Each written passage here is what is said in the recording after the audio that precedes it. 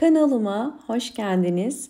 Bugün sizlere yazın gelmesiyle bir türlü çiçek açmayan çiçeksiz orkidelerinizin bol bol yeni çiçek dalları çıkarabilmesi için yine önemli püf noktalardan bahsedeceğim. Orkidelerinizin bu şekilde bol çiçekli olması mümkün. Sadece dikkat etmeniz gereken bazı önemli püf noktalar var. Orkidelerin bu şekilde çiçekli olabilmesi için iki farklı gübre tarifi vereceğim. Orkideleri gübre olarak bugün muz kabuğunu kullanacağız. Muz kabuğu özellikle üzerinde değindim ve sizlere çok farklı yöntemlerle kullanabileceğiniz gübre tarifi verdiğim bir meyve. Bu muzun sadece kabuğundan faydalanacağız. Muz kabuğunda bildiğiniz üzere bol miktarda potasyum var. Potasyum bütün çiçeklerin çok sevdiği bir mineral ve evde orkide büyütüyorsanız mutlaka orkidelerinize düzenli aralıklarla sıvı bitki besinleri vermeniz gerekiyor.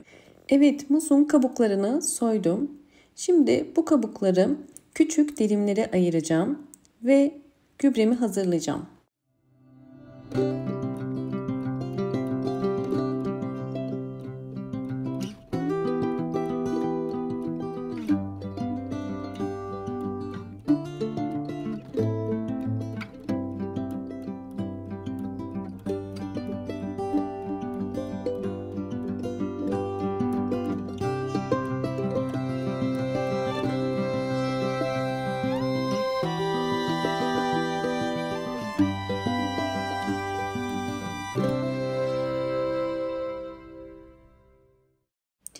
Evet, muz kabuklarını bir cam borcamın içerisine koydum ve üzerine su koyuyorum. Doluncaya kadar su koyabilirsiniz. İsterseniz evdeki çiçek sayınıza göre siz su miktarını artırabilirsiniz.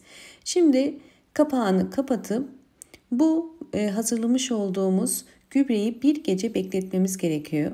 Bir gece bekletiyoruz.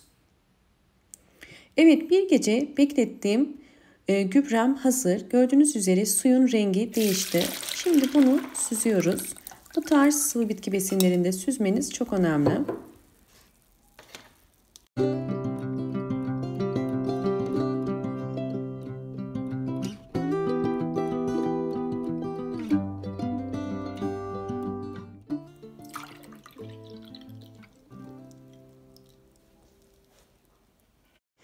Orkidelere hazırlamış olduğum muz kabuğu sıvı bitki besinini vereceğim.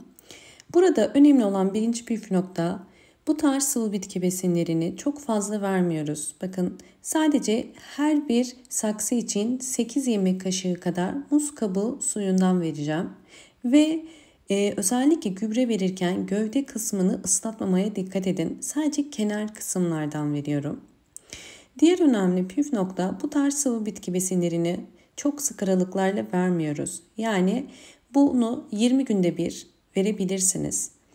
Ve özellikle ne zaman sulamamız gerekiyor diye soruyorsunuz. Ben sıvı bitki besinleri arasında bir sulama yapıyorum. Yani iki sıvı bitki besini arasında bir kez normal sulama yapabilirsiniz. Bu şekilde orkidemdeki sonuçları da göstermek istiyorum.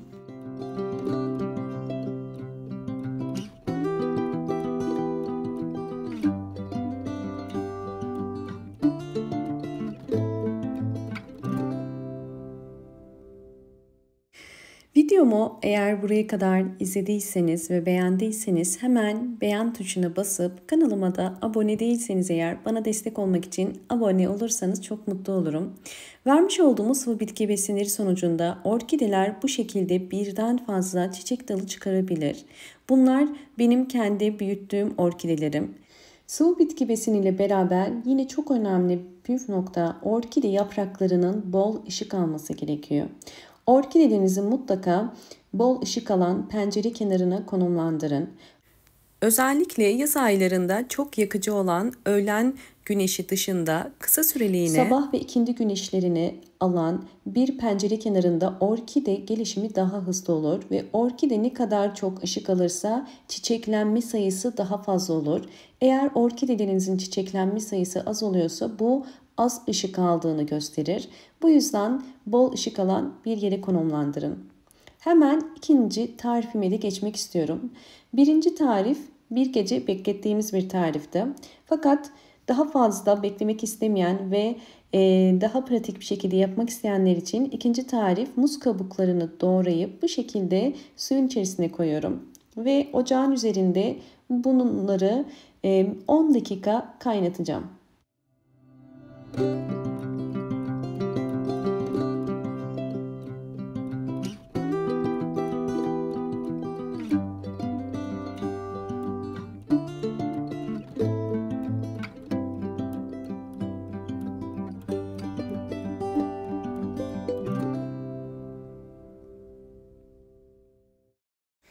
Evet, gübremi hazırladım. Suyumuz iyice soğudu. Bunları süzebilirsiniz de. Ben hemen sadece suyundan bakın.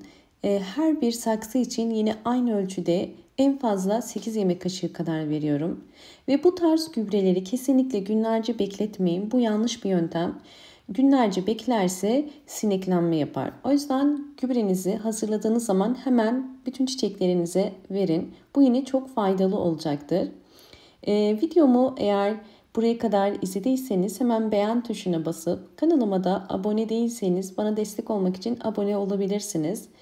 Bu tarz sıvı bitki besinleri verdiğiniz zaman orkidelerinize özellikle yeni kök çıkarımını da kolaylaştırır. Muz kabuğu orkidelerin daha sağlıklı ve aktif kökleri sahip olmasını sağlar. Muz kabuğu suyu sadece çiçeksiz orkidelere değil, hastalık geçiren ve daha sonra kökleri çürüyen, yaprakları yumuşayan orkideleri de verirseniz orkidenizin canlanmasına yardımcı olur.